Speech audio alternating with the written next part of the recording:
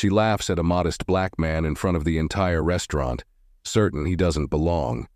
But when the staff suddenly addresses him with unexpected respect, her smug smile fades. What happens next leaves her speechless, because the man she mocked isn't just anyone. He's about to become her new boss. The evening breeze carried with it a sense of luxury and exclusivity, as Rachel Langley settled into her favorite seat at the upscale restaurant, Leon's. The dim lighting reflected off the chandeliers, casting a soft glow over the marble floor. The sound of elegant conversations floated in the background, along with the occasional clink of wine glasses and the hum of smooth jazz from a live band in the corner. For Rachel, this was her sanctuary, a place where she belonged, where the atmosphere reaffirmed her sense of superiority. Rachel was dressed impeccably in a tailored designer outfit, her diamond-studded earrings catching the candlelight at just the right angle. She was surrounded by two of her closest friends, and they were midway through their usual gossip session, comparing handbags, expensive vacations, and the latest charity galas they had attended. Honestly, this place attracts such interesting characters these days, Rachel said with a smirk, sipping her Sauvignon Blanc. Her friends leaned in, eager to indulge in another one of her pointed observations. Rachel had a sharp eye for detail, especially when those details reflected poorly on others. It gave her a twisted sense of satisfaction to critique those she deemed inferior. Just as Rachel was about to continue her latest story, the restaurant doors opened with a soft chime. The figure of a black man entered, and Rachel's eyes immediately locked onto him. He was neatly dressed, but his attire was modest, too modest in her opinion for a place like Leon's. He wore a simple button-up shirt, slacks, and polished shoes. His demeanor was calm, composed, and self-assured. But Rachel saw only what she wanted to see, a man out of place. Rachel's lips curled into a subtle sneer and she nudged her friends. "Well, look who wandered in," she whispered, loud enough to be heard across the table. Did someone lose their way? Her friends chuckled quietly, their expressions mirroring her smug amusement. They leaned back in their chairs, intrigued to see how this unexpected scenario would unfold. The man, Samuel Holt, paused near the entrance, glancing around the room as if looking for someone. Rachel tilted her head, already building her own narrative about him. "Do you think he knows this isn't one of those chain diners?" she asked her friends with a teasing grin. Her friends giggled, but their laughter was more cautious now, as if they sensed the situation might take a different turn than Rachel expected. Samuel didn't seem fazed by the stares. He scanned the room briefly, his expression unreadable, then calmly approached the host's podium. Rachel couldn't resist. "Should we take bets on how long it takes them to ask him to leave?" she whispered, her voice dripping with condescension. She leaned back in her chair, arms folded, as if she were the queen of this domain. Samuel stood patiently at the podium, exchanging a few words with the hostess, who appeared momentarily flustered. Rachel noticed the slight change in the hostess's demeanor, the way she straightened up and became more attentive. It puzzled Rachel, but only for a second. Maybe he's a delivery guy, Rachel mused aloud, trying to keep her laughter under control. Poor thing must have walked into the wrong part of town. Her friends snickered, though one of them shifted uncomfortably in her seat as if the joke had gone too far. But Rachel was in her element.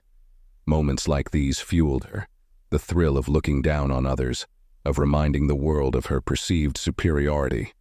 Samuel, meanwhile, remained calm and dignified. The hostess motioned toward the dining area, indicating that he was free to enter. To Rachel's surprise, he didn't leave. Instead, Samuel took a step forward, scanning the restaurant as if waiting for something, or someone. Rachel arched an eyebrow. "What do you think he's waiting for? A pity meal?" She said it with a sly grin, confident that her words would garner more laughter. But Samuel's composure was unshaken. He folded his hands in front of him and remained standing near the entrance, his gaze calm and observant. The waitstaff glanced his way, unsure of how to react. He wasn't causing any trouble, but his presence seemed to unsettle those who thrived in this bubble of privilege. The moments stretched uncomfortably long. Rachel's amusement deepened as she noticed how the restaurant staff tiptoed around Samuel, trying not to offend but clearly hoping he would leave. "Any second now," she whispered, her voice filled with anticipation. But Samuel didn't leave. He stood there quiet and patient like a man with all the time in the world, and that irritated Rachel. Her amusement began to give way to annoyance. "Why is he still here?" she muttered, her tone sharper now. Her friends exchanged uneasy glances, sensing a shift in the atmosphere. Rachel, however, was determined to maintain control of the situation, at least in her mind. "Maybe someone should let him know this isn't a shelter," she said, her voice tinged with venom. Her friends giggled again, but this time their laughter was forced.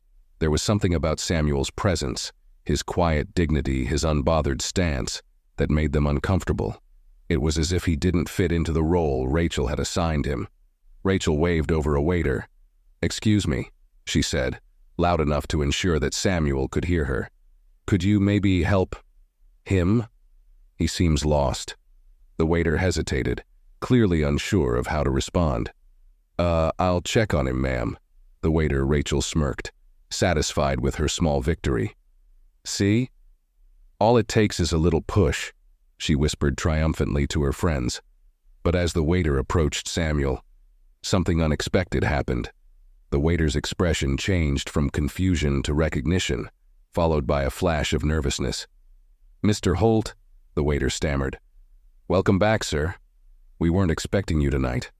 Rachel's smile faltered. Her friends exchanged puzzled looks, clearly just as confused as she was. "Mr. Holt?"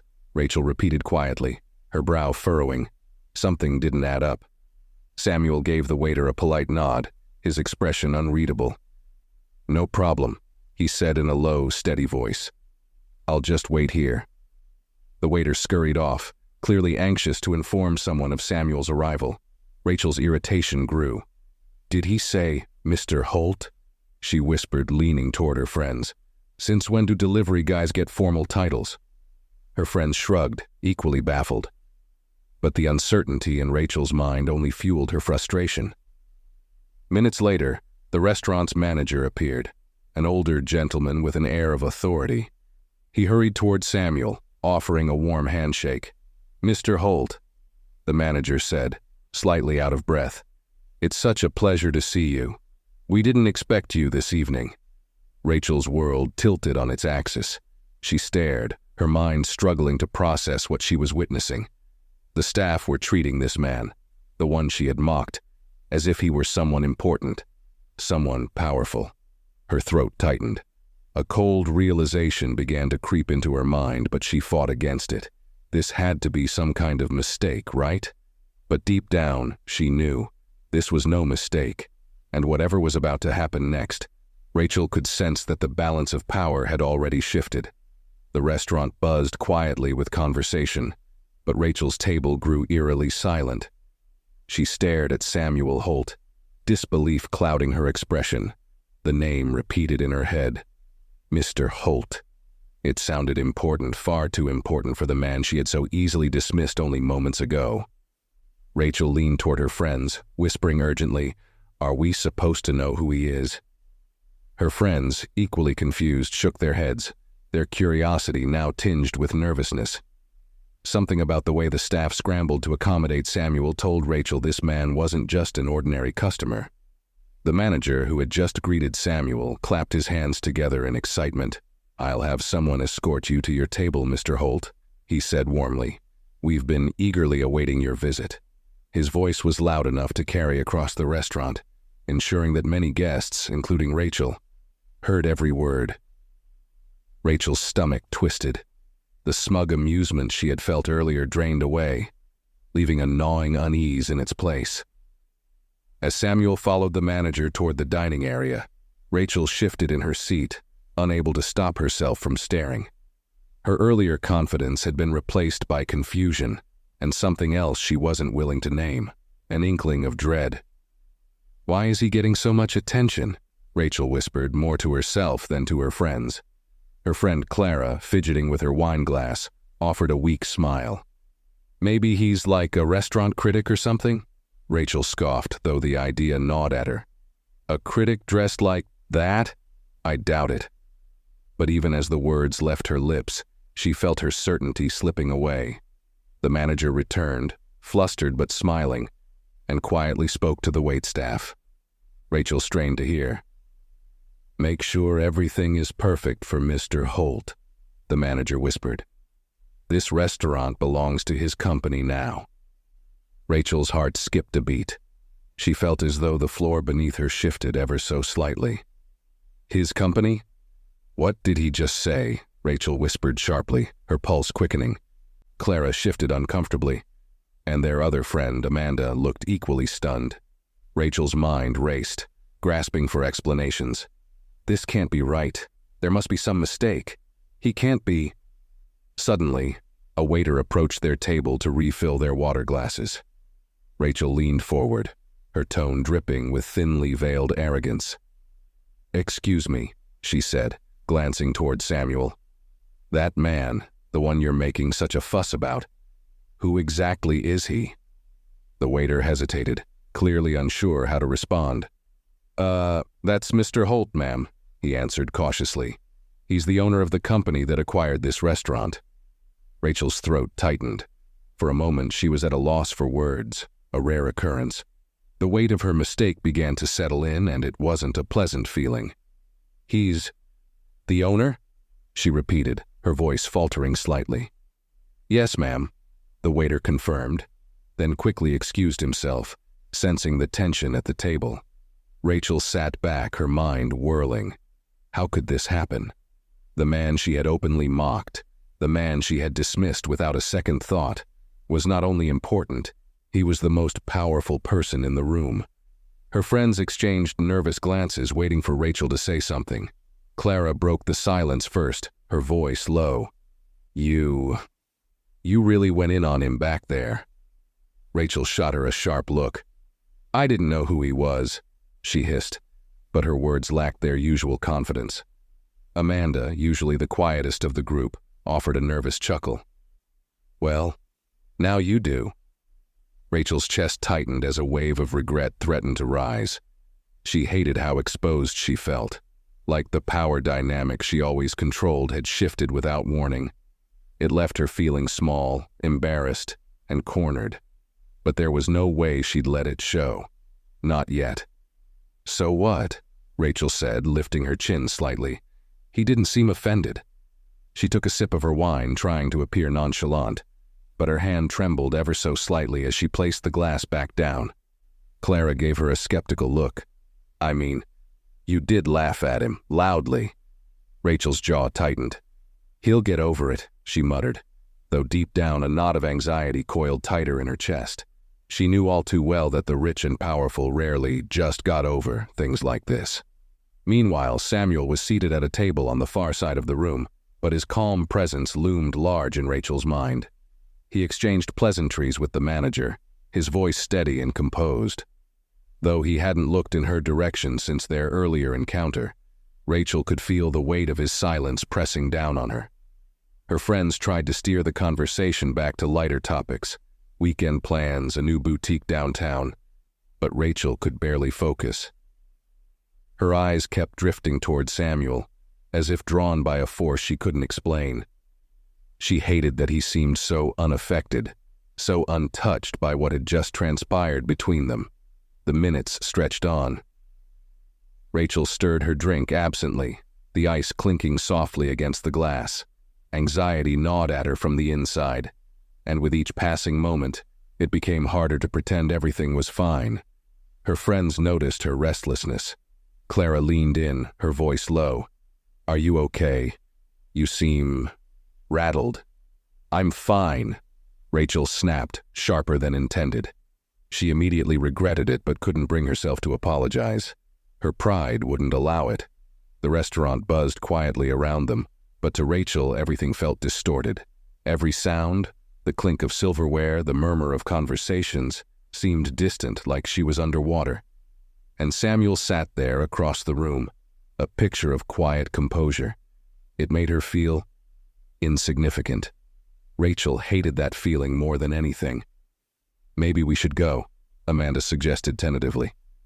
"It's getting late." "No," Rachel said firmly, shaking her head. I'm not going anywhere. Clara raised an eyebrow. You sure? You look kind of... I'm fine, Rachel repeated through gritted teeth. But the knot in her chest only tightened. Her friends exchanged uneasy glances, sensing that things were spiraling in a way none of them could control. Rachel picked up her drink again, her hands trembling just enough for the ice to rattle against the glass. Her gaze drifted back to Samuel's table, and this time their eyes met, just for a brief second. It was a fleeting moment, but it was enough to send a chill down her spine. Samuel's expression didn't change. There was no anger, no gloating, just a calm, steady gaze that seemed to see right through her. Rachel looked away quickly, her heart pounding in her chest. For the first time in a long time, she felt powerless, and she didn't know what to do about it. Samuel Holt sat quietly at his table, the dim glow from the restaurant's chandeliers casting soft shadows across his face. His fingers rested lightly against the rim of his water glass, tracing absent patterns as his thoughts drifted inward. From the outside, Samuel looked composed, but beneath the surface his mind was a symphony of emotions, both familiar and bittersweet. He wasn't surprised by Rachel's behavior. Encounters like this weren't new to him.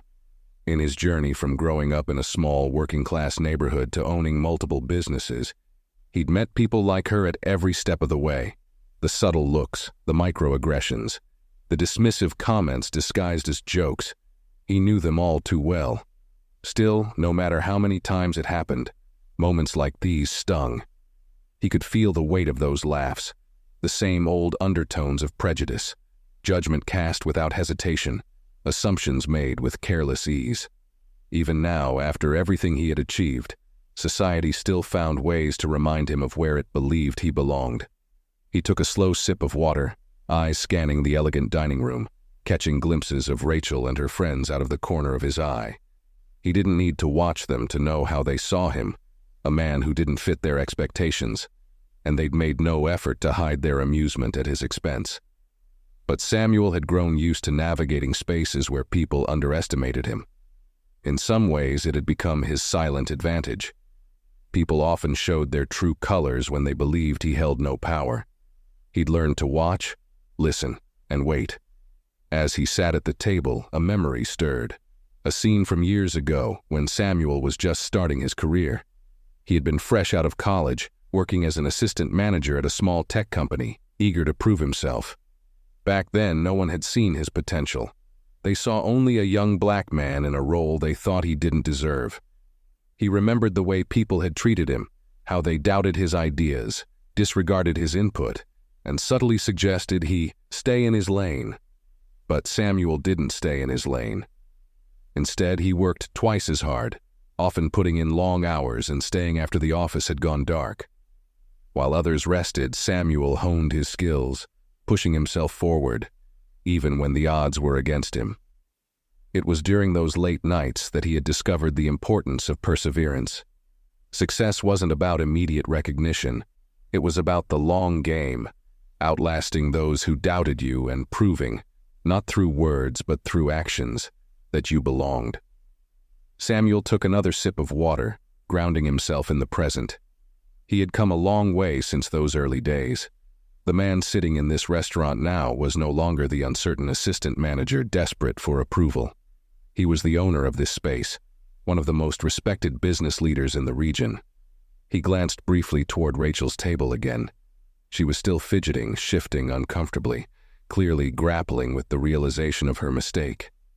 It was almost amusing in a way. People like Rachel often believed the world existed in neat hierarchies, with people like her at the top and people like him somewhere beneath. They never imagined the roles could be reversed so suddenly, so effortlessly. But Samuel wasn't interested in gloating. He'd never been one to revel in other people's discomfort, even when they deserved it. What mattered to him was how he responded, how he carried himself through moments like this. A quote from his grandfather came to mind, words Samuel had clung to throughout his life. How you respond to disrespect says more about you than it does about them.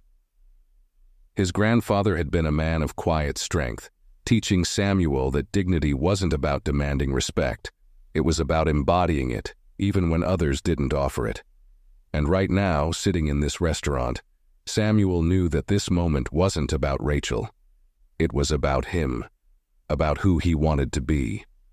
He let out a quiet breath, his mind settling into clarity. He had nothing to prove to Rachel, and her opinion of him mattered even less. What mattered was the message he would leave behind, not just for her, but for everyone in this room. The waiter returned, nervously refilling Samuel's glass.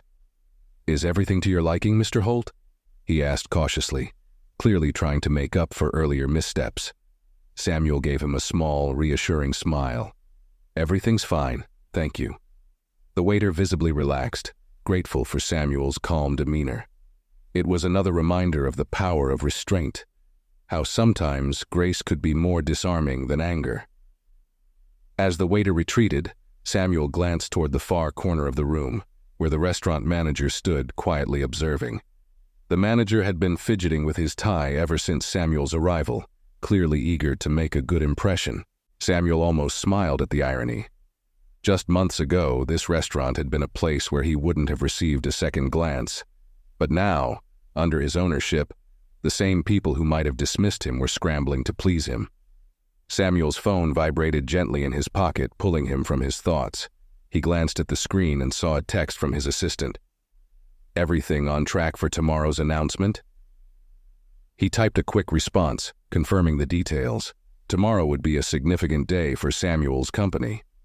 They were unveiling a new initiative, a program focused on promoting diversity in leadership positions across the restaurant chain. It was an idea close to Samuel's heart, inspired by the challenges he had faced throughout his career. The irony wasn't lost on him. Here he was, about to roll out a program designed to create opportunities for people who had been overlooked, and yet, he had walked into this restaurant tonight and experienced the very prejudice his initiative sought to combat. But that was exactly why this work mattered. It wasn't just about policy changes or public relations. It was about changing minds, shifting perspectives, and creating spaces where everyone was treated with dignity, regardless of appearance or background. Samuel's gaze drifted back to Rachel.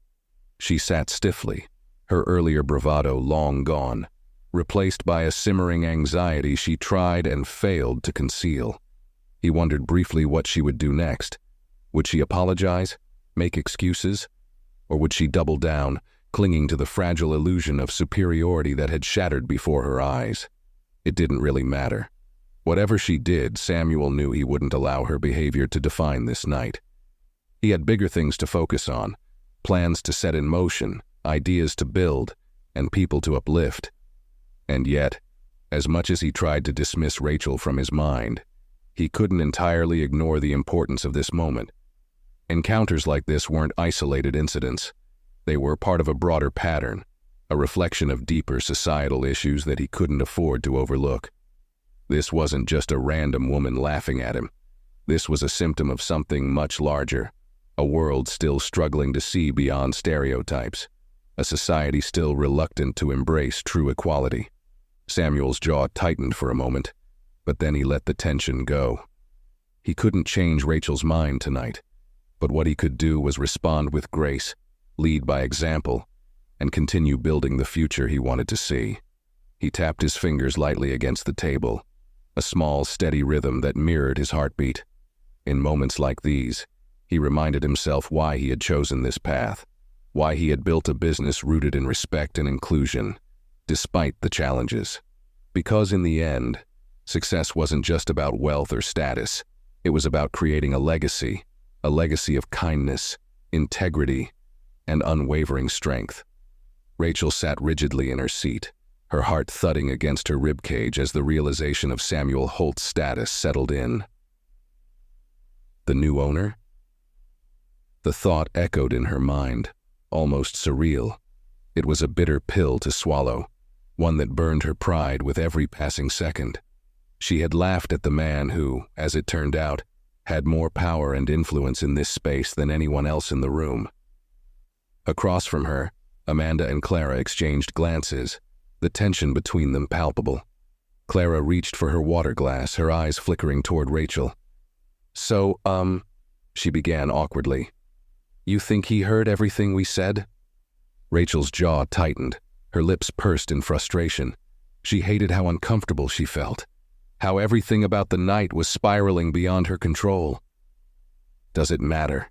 She muttered, trying to salvage some shred of confidence. But the tremor in her voice betrayed her unease. Amanda leaned in closer, her voice low. Rachel, come on, you basically laughed in his face. Rachel's stomach twisted. She clenched her wine glass tighter, the cool stem pressing into her skin. It's not like I knew who he was, she hissed defensively, though the excuse sounded weak even to her own ears. Clara shifted in her seat, brushing a strand of hair behind her ear. Yeah, but... She hesitated, choosing her words carefully. You didn't have to go that far. Rachel glared at Clara, heat rising to her cheeks. The truth in her friend's words stung. She had gone too far. She knew it. But admitting that, acknowledging that she had been wrong, felt like surrender. And Rachel Langley didn't surrender. Across the room, Samuel remained composed, seated gracefully as if entirely unaffected by the earlier encounter. His calm presence only intensified Rachel's frustration. Why isn't he reacting? She thought bitterly. Why isn't he angry? His refusal to acknowledge her directly felt like a subtle, deliberate act of control, a reminder that he was above the petty game she had tried to play, and that realization unsettled her more than she cared to admit. The waiter returned to Samuel's table, adjusting a plate with careful precision. Samuel offered a polite nod, his expression unreadable. From a distance, he looked serene, untouchable, so much so that it drove Rachel mad. I bet he's loving this, she muttered under her breath, her voice filled with bitterness. Amanda gave her a warning look. Rachel, seriously, just let it go. The guy hasn't even said anything to you. Rachel's eyes narrowed. Exactly, and that's the problem. Unable to sit still any longer, Rachel leaned toward the edge of her chair, signaling for the waiter. Her fingers drummed against the table impatiently. When the waiter approached, she tilted her head slightly, her tone curt but polished. Excuse me, she began, her voice low enough to seem discreet but sharp enough to cut. Is there a reason you're giving him special treatment? She gestured toward Samuel's table with a subtle flick of her hand. The waiter hesitated, clearly uncomfortable with her question. I'm not sure what you mean, ma'am, he responded cautiously. Rachel smiled, though there was no warmth behind it. I just mean, well, it's interesting, isn't it? All this attention and yet... She trailed off, her tone suggesting more than she said aloud. The waiter gave an apologetic nod. Mr. Holt is the owner of the restaurant group, ma'am.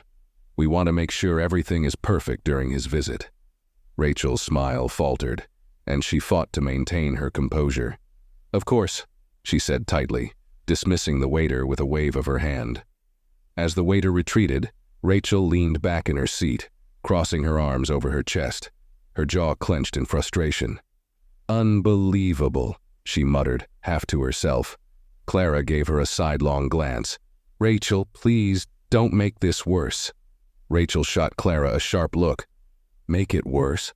I'm not the one playing games here. He's the one sitting there like he's some kind of saint. Amanda sighed, rubbing her temples. Rachel, maybe just let it be. We're drawing attention.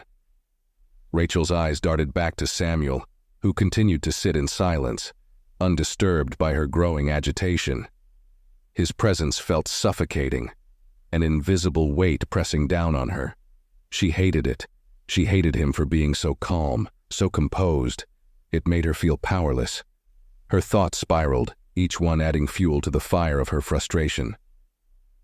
Why isn't he reacting? She wondered again, biting the inside of her cheek. Why isn't he calling me out? The truth gnawed at her.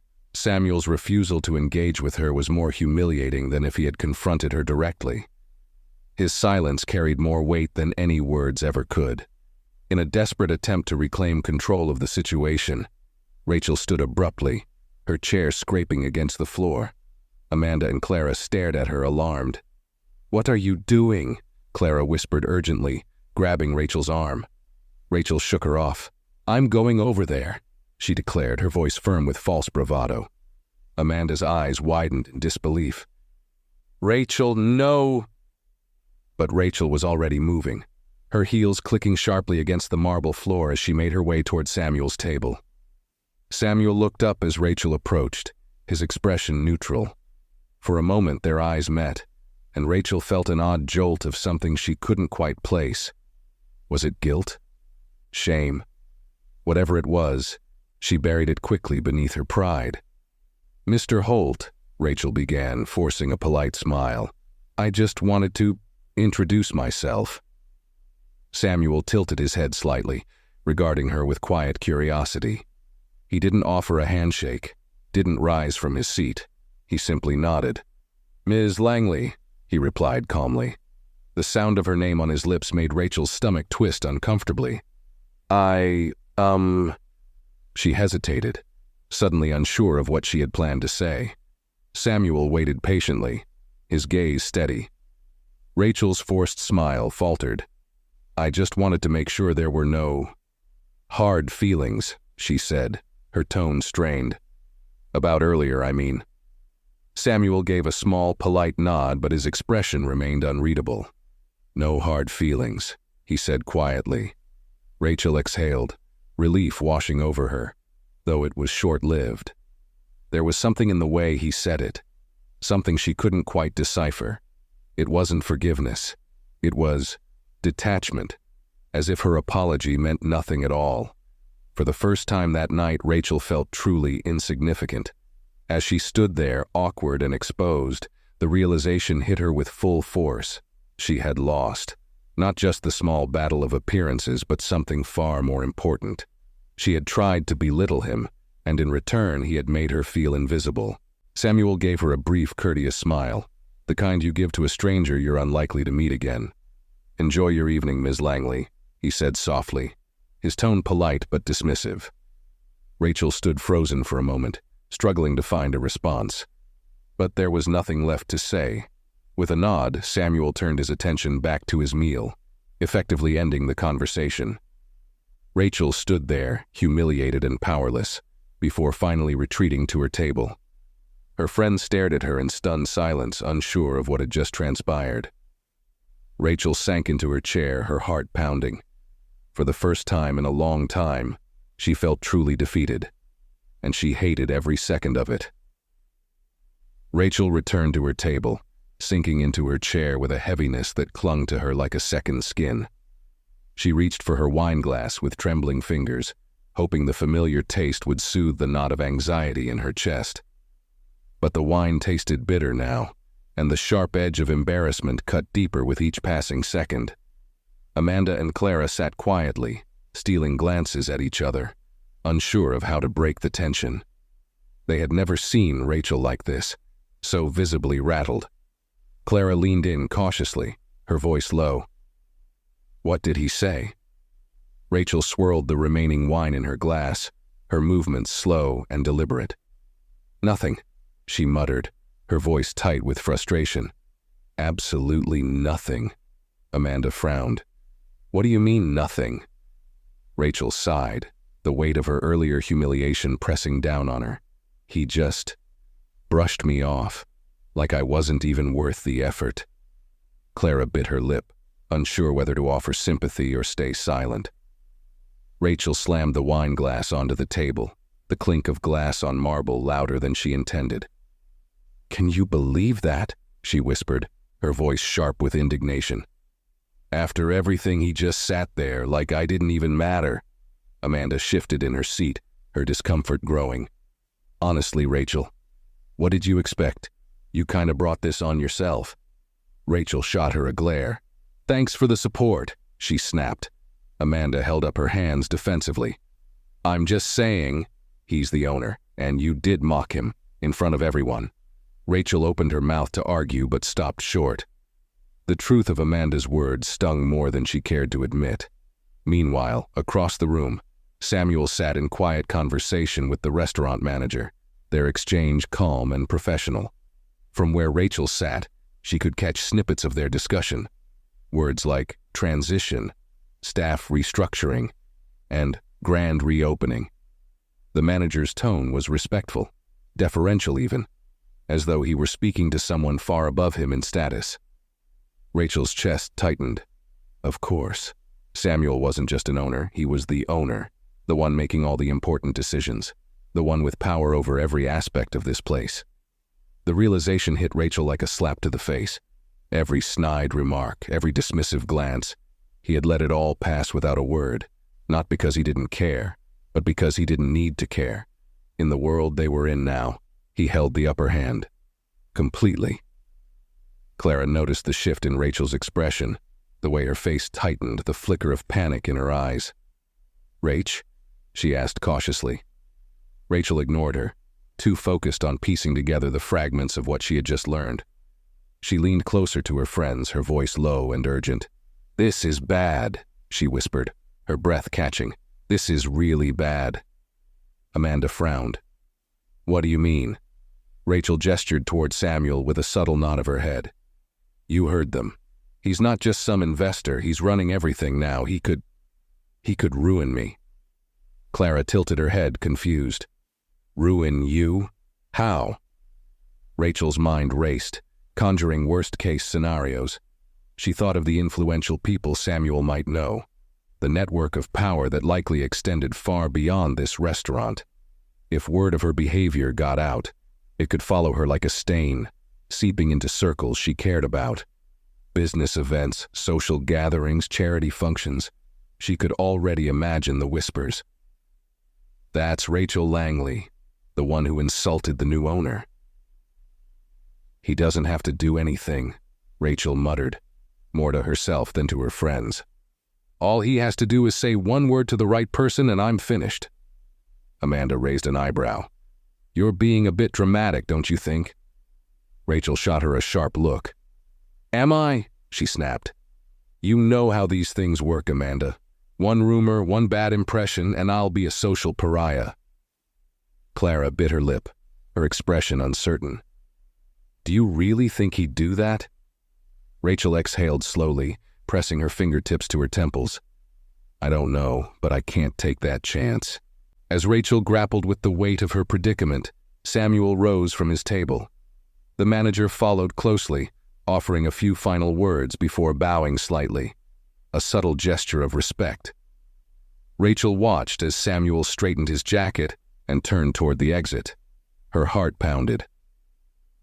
Is he leaving? She wondered, panic bubbling to the surface. If he left now, she would lose any chance to repair the damage she had caused. Without thinking, Rachel stood abruptly, nearly knocking over her chair in the process.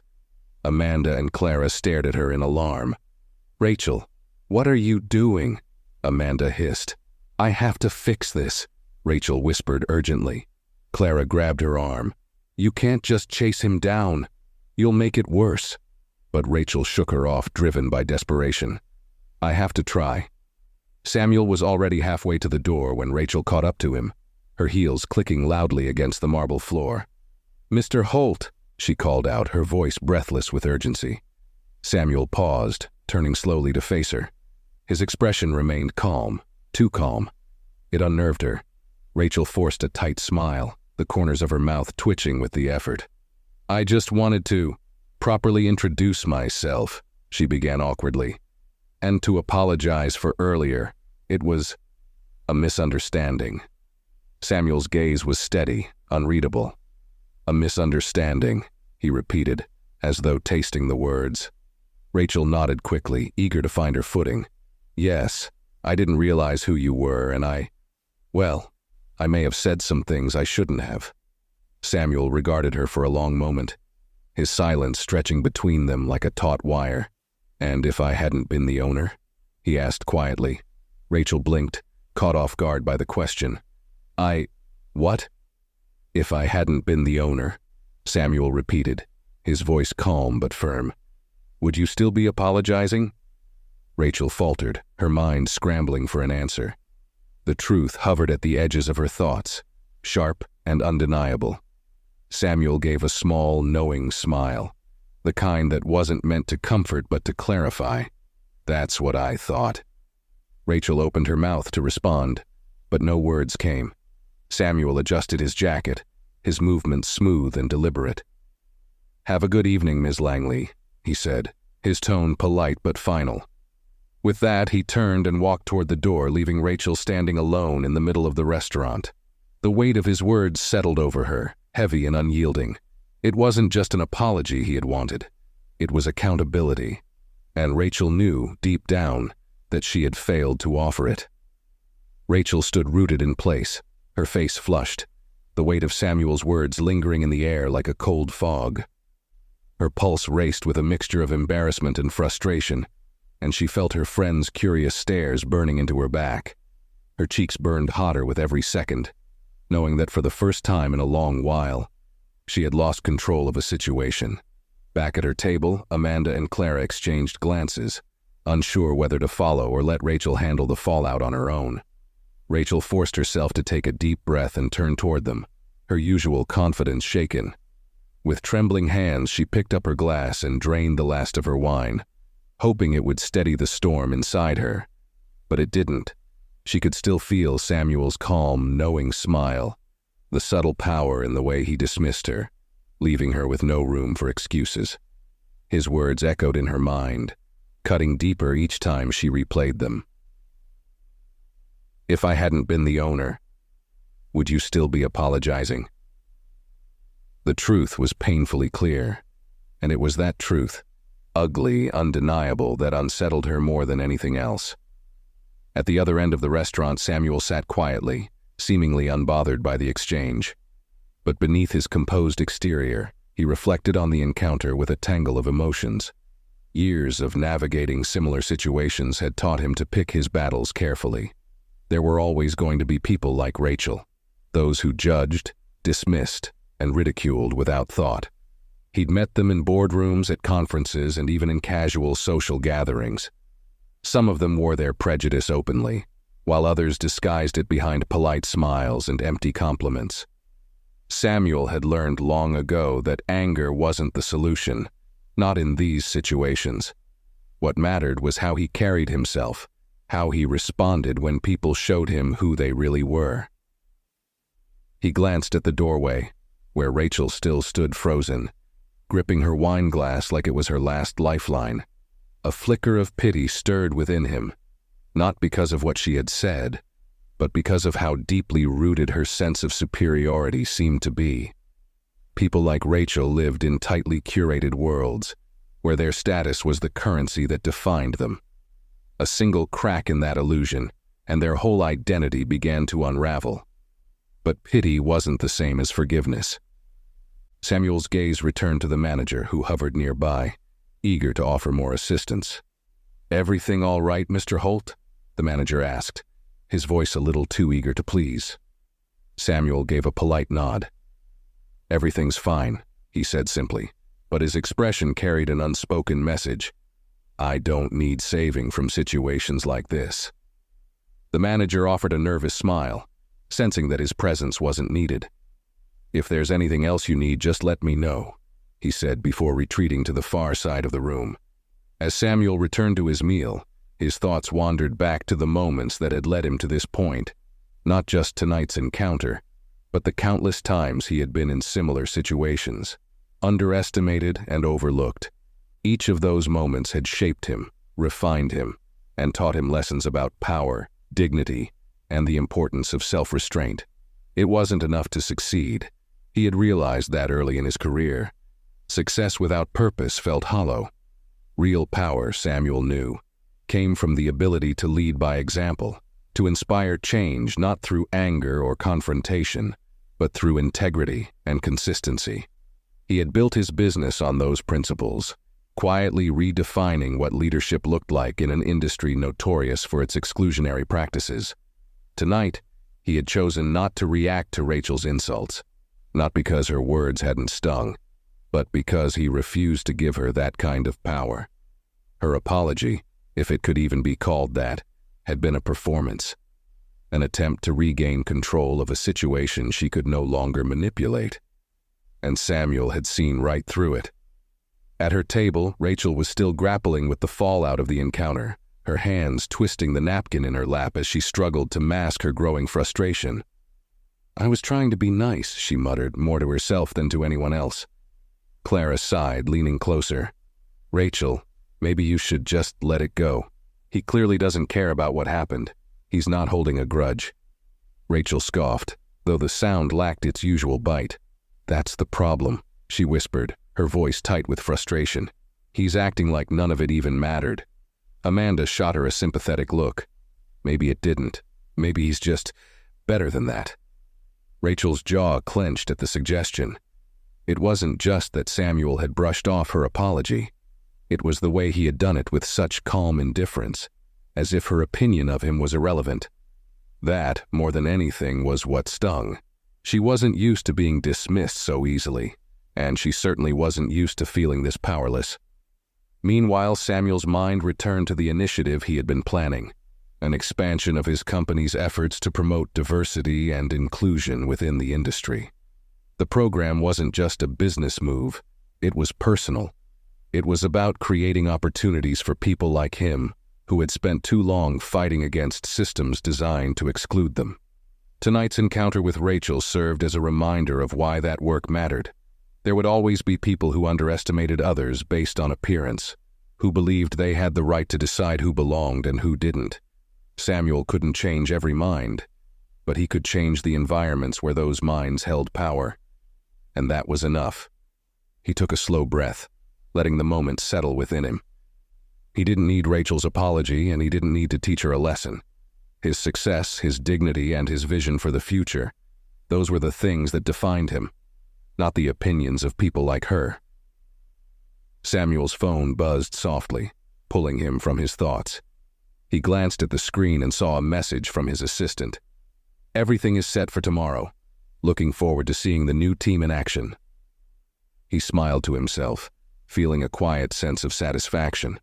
Tomorrow, a new chapter would begin, not just for him, but for everyone involved in his company's latest venture. It was a step toward the kind of world he wanted to build, a world where people were valued for their character, not judged by their appearance. Samuel slid his phone back into his pocket, signaling the end of his meal with a nod to the waiter. As he rose from his seat, the restaurant staff moved swiftly, ensuring that his exit was as smooth as his arrival. Rachel watched as Samuel made his way toward the door, her heart pounding with a strange mixture of relief and frustration. She had wanted to regain control of the situation, to find some way to tip the balance back in her favor. But Samuel had left her no room to maneuver. He had won, not by fighting back, but by refusing to engage at all. As Samuel disappeared through the restaurant's doors, Rachel exhaled slowly, feeling the weight of her own inadequacy settle over her like a heavy blanket. She glanced at Amanda and Clara, their expressions unreadable, and offered a weak, unconvincing smile. "Well," she said quietly, "that was something." Clara gave her a small, sympathetic nod. "Yeah," she agreed softly. "It really was." And with that, the night came to a quiet, uneasy end, leaving Rachel with more questions than answers, and Samuel with the quiet satisfaction of knowing that in the end, he had remained true to himself. Rachel sat in silence at the dining table long after Samuel Holt had left the restaurant. The hum of conversation around her resumed, but it felt distant and muffled, as though she were encased in a fog. Her friends fidgeted awkwardly, waiting for her to say something, anything, but Rachel was too consumed by her thoughts to notice.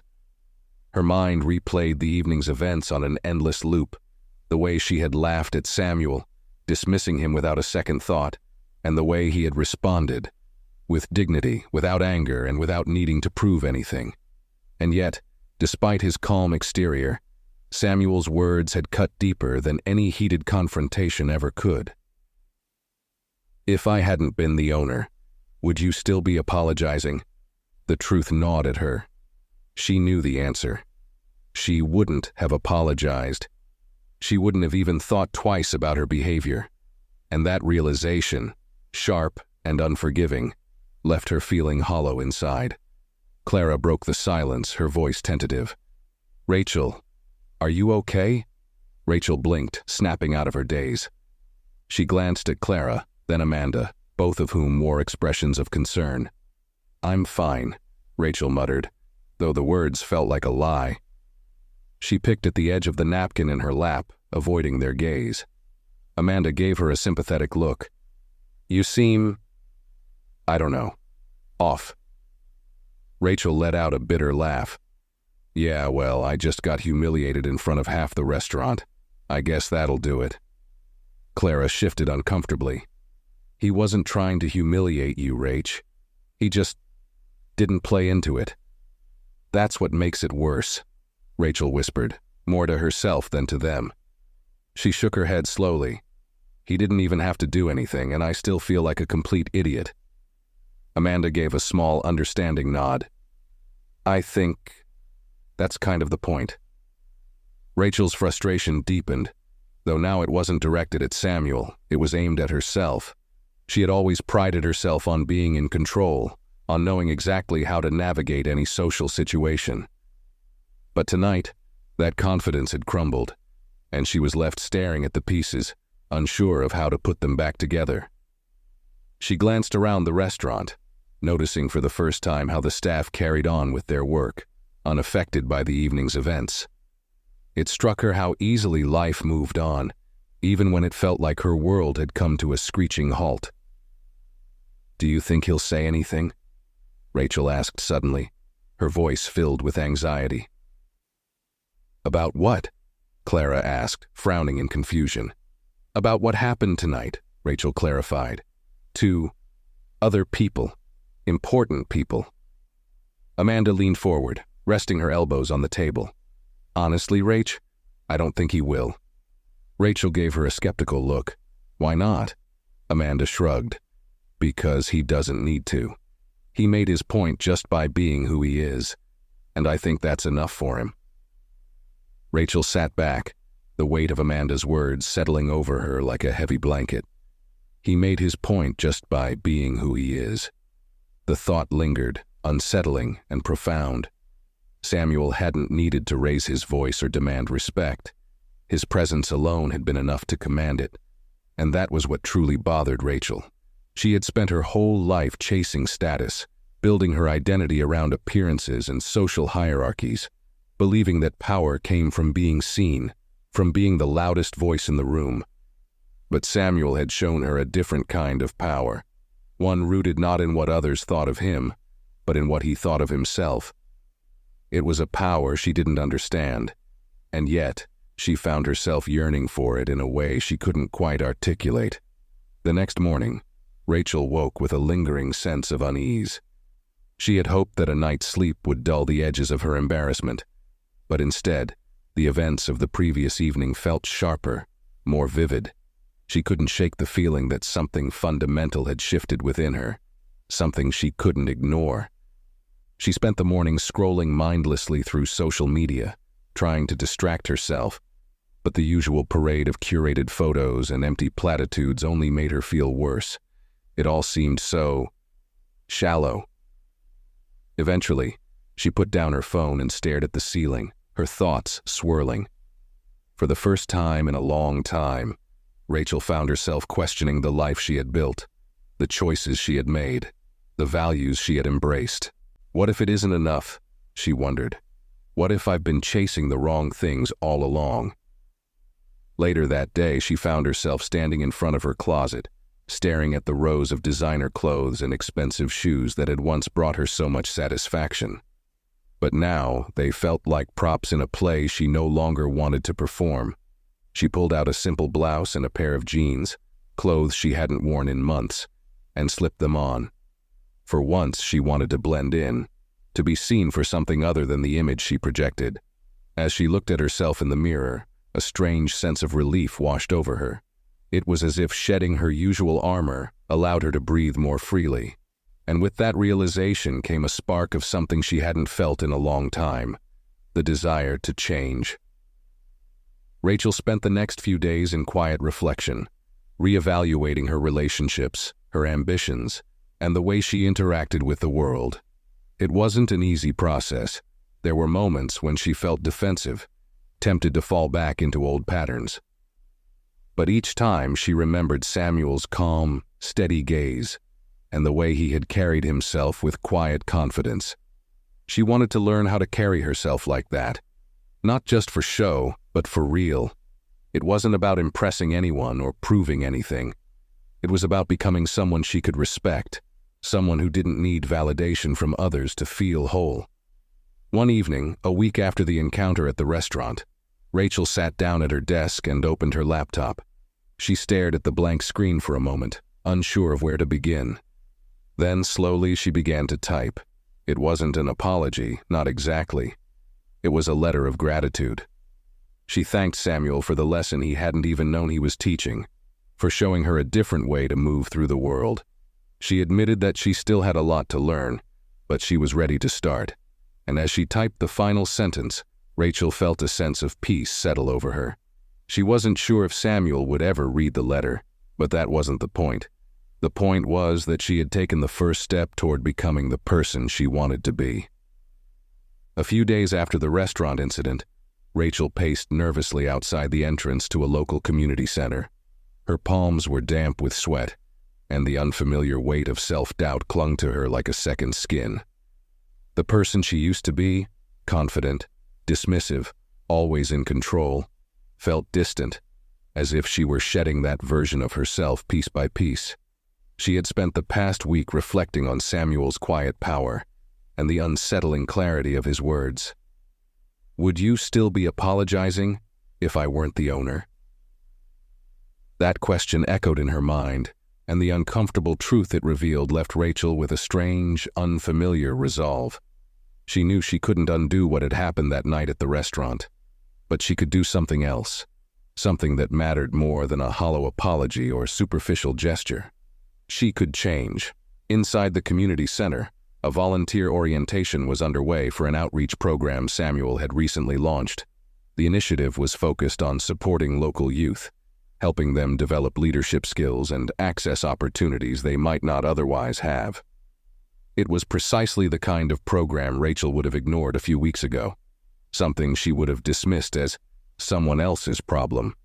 But today she wasn't here to dismiss anything. She was here to learn. Taking a deep breath, Rachel stepped through the doors. The sound of conversations and laughter filled the room, and she was immediately struck by the warmth of the atmosphere. Volunteers and participants moved easily between tables, sharing stories and ideas, their energy vibrant and infectious. Rachel approached the check-in desk, where a young woman with a friendly smile greeted her. "Hi, welcome. Are you here to volunteer?" the woman asked. Rachel hesitated for a moment, then nodded. "Yes, I am." The woman handed her a name tag and a brochure outlining the day's activities. "Great. We're happy to have you. Feel free to join any of the groups. It's all about building connections and learning from each other." Rachel offered a tentative smile. "Thank you." As she moved deeper into the room, Rachel felt an odd mixture of excitement and fear. This wasn't her usual scene. There were no exclusive guest lists, no designer clothes, no shallow conversations about status and wealth. Here, people were valued for their contributions, not for what they owned or who they knew. And for the first time in a long time, Rachel felt out of place. But instead of running from that feeling, she embraced it. She knew this discomfort was part of the process, a sign that she was stepping out of her old habits and into something new. She joined a small group seated around a table, where participants were discussing ideas for a community project. The conversation was lively, filled with creative suggestions and thoughtful debates. At first, Rachel remained quiet, unsure of how to contribute.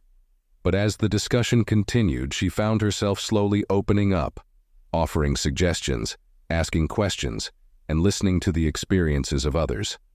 The group welcomed her input without hesitation, treating her as an equal rather than an outsider. It was a refreshing change from the rigid social circles she was used to, where acceptance was conditional and appearances mattered more than authenticity. Later that afternoon, as the group began wrapping up their session, Rachel spotted Samuel across the room. He stood near the entrance, engaged in conversation with a few of the program's coordinators. Her heart skipped a beat.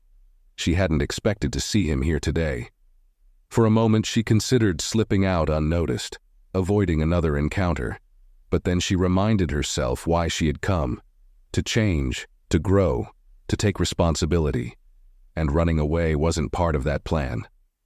Gathering her courage, Rachel made her way toward Samuel. As she approached, he glanced in her direction, his expression calm but curious. "Mr. Holt," she said softly, offering a tentative smile. "I didn't expect to see you here." Samuel nodded, his gaze steady. "I like to stay involved," he replied. "This work is important to me."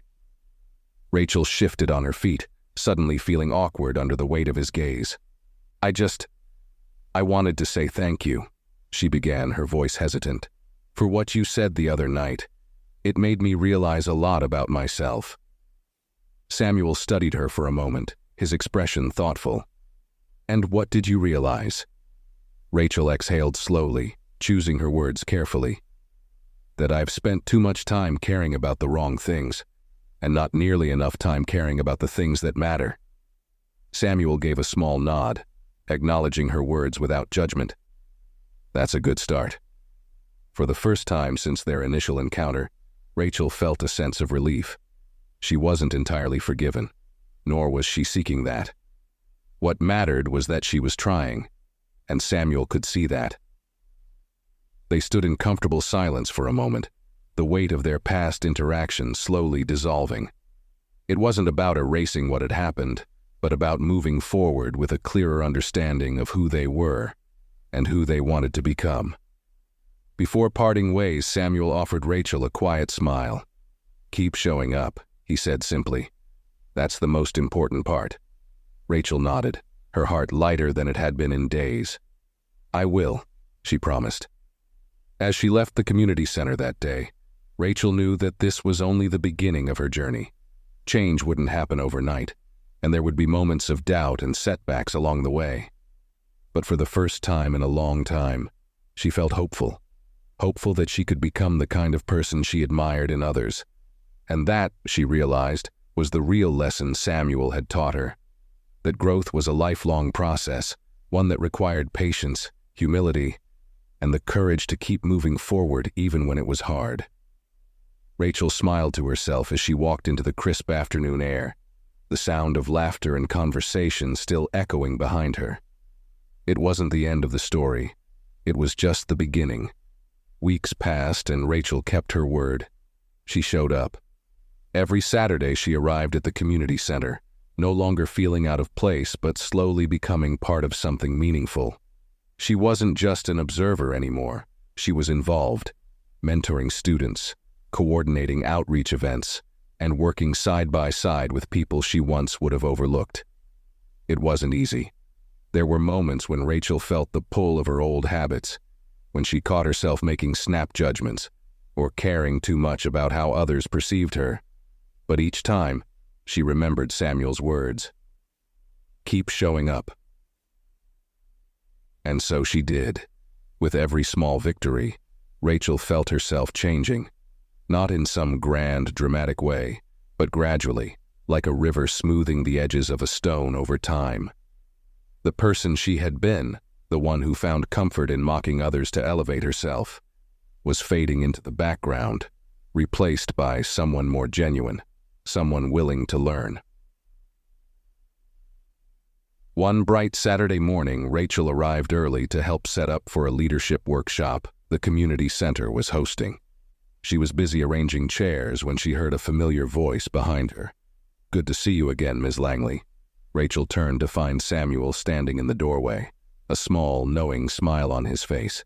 She felt a flicker of nervousness but quickly pushed it aside, greeting him with a genuine smile of her own. "Good morning, Mr. Holt." Samuel glanced around the room, noticing the way Rachel moved with ease among the volunteers. "You've been busy," he observed. Rachel nodded. "I have. It's been rewarding." She hesitated, then added quietly, "More rewarding than I expected." Samuel gave a small nod, his gaze thoughtful.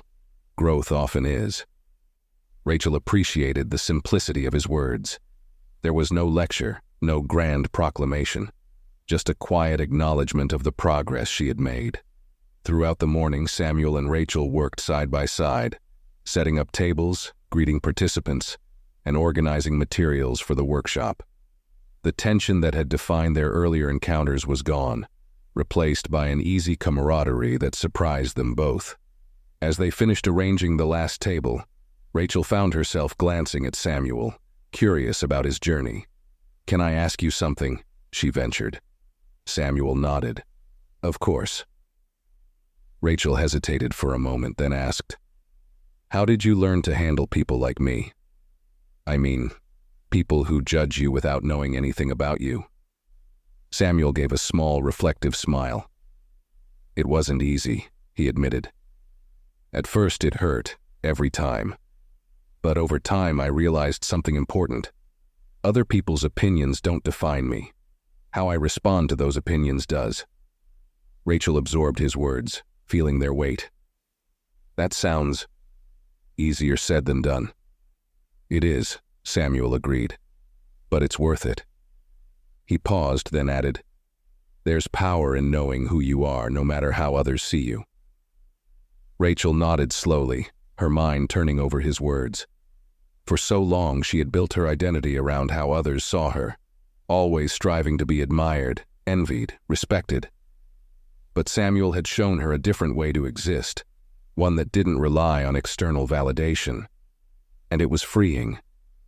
As the workshop began, Rachel sat among the participants, listening intently as Samuel shared his story with the group.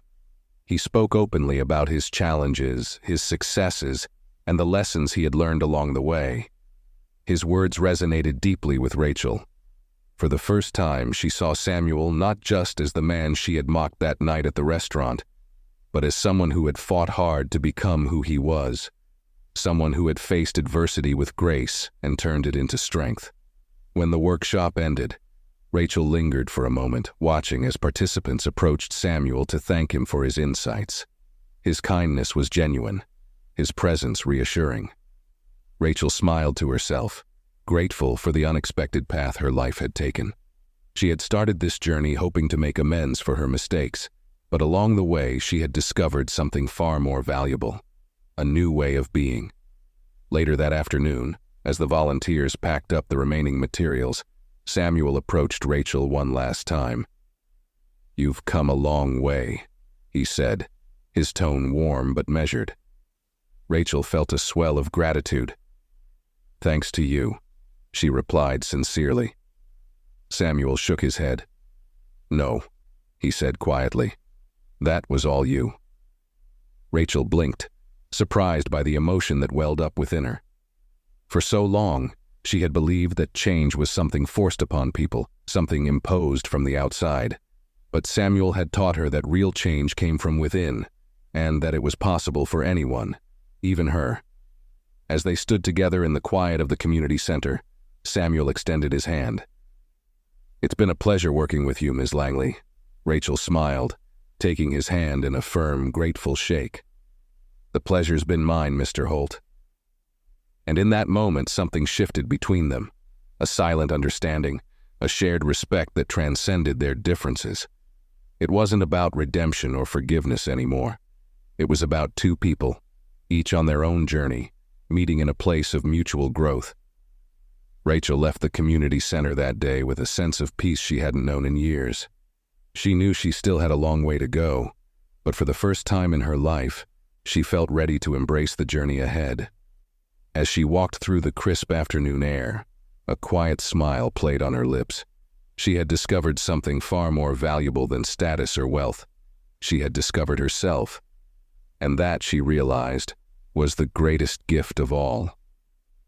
Weeks turned into months, and the life Rachel had known slowly faded into the background. The endless chase for status and validation no longer consumed her. She still attended social gatherings and events, but now they felt different. She no longer looked around the room to compare herself to others. She no longer needed to be the loudest voice in the room to feel important. Instead, she focused her energy on the things that mattered: her volunteer work, building meaningful relationships, and learning how to live with intention. And in doing so, she began to discover a deeper, quieter kind of happiness. One that wasn't dependent on how others saw her, but on how she saw herself. One afternoon, Rachel sat by the window of a cozy cafe, sipping her coffee and reflecting on the unexpected journey she had embarked on. She thought about the woman she used to be, the one who laughed at Samuel Holt without a second thought, the one who saw kindness as weakness and status as power. It felt like a lifetime ago. Her phone buzzed softly on the table, pulling her from her thoughts. It was a text from Amanda. "Dinner at Leon's tonight? Haven't been there since. Should be fun." Rachel smiled at the message, amused by the subtle reference to that fateful night. She hesitated for a moment, then typed a reply. "Sure. 7 p.m. As she hit send, Rachel felt a sense of calm wash over her. The idea of returning to Leon's no longer filled her with anxiety. She wasn't the same person who had stood frozen in embarrassment that night, and she knew that whatever happened, she would carry herself with the grace and self-awareness she had worked so hard to cultivate. It wasn't about proving anything to anyone anymore. It was simply about being herself. That evening, Rachel arrived at Leon's a few minutes early. The familiar ambiance greeted her. Soft jazz, the warm glow of chandeliers, the hum of quiet conversation. But this time, the atmosphere felt different. It no longer felt like a stage where she needed to perform. It simply felt welcoming. As she waited for Amanda and Clara to arrive, Rachel noticed Samuel sitting at a table near the back, speaking with the restaurant manager. He glanced her way, and for a brief moment their eyes met. Rachel gave him a small, genuine smile. Samuel returned the smile, a quiet acknowledgement passing between them, a shared understanding of where they had been and how far they had come. There was no need for words. They had already said everything that mattered. Rachel's friends arrived shortly after, their lively chatter filling the table with warmth. They laughed and caught up over dinner, enjoying each other's company without the pretense that had once defined their interactions. For the first time in a long time, Rachel felt truly present, fully engaged in the moment, without the need to impress or compete. It was a simple joy, but it felt profound. As the evening drew to a close, Rachel glanced once more toward Samuel's table. He was preparing to leave, gathering his things with the same quiet dignity he had carried that night when their paths first crossed. And as Rachel watched him go, she felt a deep sense of gratitude, not just for the lesson he had taught her, but for the journey she had embarked on as a result. Samuel hadn't just shown her who she was, he had shown her who she could become, and that, she realized, was the greatest gift anyone could offer. The next morning, Rachel sat at her desk, her laptop open to a blank document. She stared at the cursor blinking on the screen, her mind swirling with thoughts about everything she had learned over the past few months. She began typing, her words flowing easily. There's more to life than appearances. Sometimes it takes losing control to find out who you really are. As she wrote, Rachel felt a sense of peace settle over her, a quiet certainty that she was exactly where she was meant to be. She wasn't perfect, and she still had a lot to learn, but she was on the right path, and that was enough. Life has a way of humbling us when we least expect it. Rachel's encounter with Samuel Holt was more than just an awkward moment. It was a turning point. It revealed how easy it is to judge others by appearances and how dangerous it is to rely on assumptions and status for self-worth. Samuel didn't need to retaliate or seek revenge. His quiet confidence and grace did all the talking. He reminded Rachel, and us, that true power lies not in what others think of us, but in how we choose to respond when confronted with ignorance. Rachel's story is one of redemption, not because she begged for forgiveness, but because she took accountability and committed to change. It's a reminder that growth isn't a straight line. It's a messy, uncomfortable journey. But the most important step is showing up and doing the work, even when no one is watching. Now it's your turn to reflect. Have you ever made a snap judgment about someone that you later regretted? How did you handle it, and most importantly, what did you learn from it? Leave your thoughts in the comments below, and let us know what you would have done in Rachel's shoes. If you found this story meaningful, make sure to hit that like button and subscribe for more stories that challenge the way we think and inspire personal growth. Turn on notifications so you never miss a new video. We've got more powerful stories coming your way.